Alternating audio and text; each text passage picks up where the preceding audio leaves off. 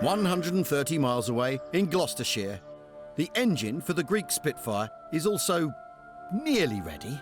I suppose we've got to start looking at these other little bits, Rob, to finish off on the Greek engine. Hoses, isn't it, you were going to have a look at? Peter Watts and his engine restoration team have been working on it for 17 months.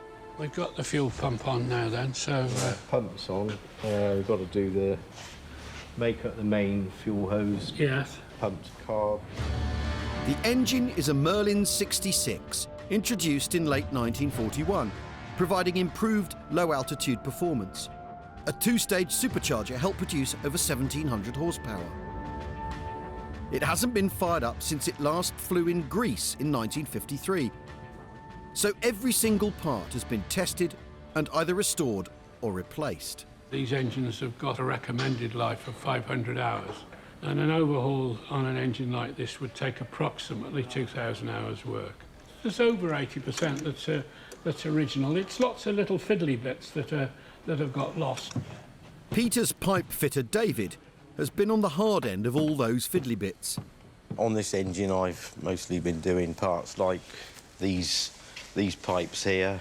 Each Merlin mark has got a different amount of pipes that do different jobs. You've got a basic set, but then there are little additions to that.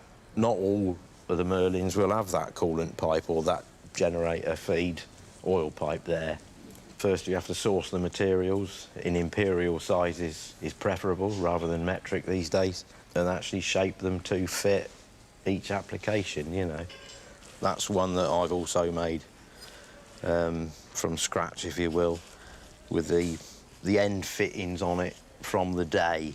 But that's new tube in there, and it's been formed and had that little tag soldered onto it. From start to finish, on that coolant pipe there's probably a week's work maybe sometimes in something like that, and probably the same with that oil pipe as well.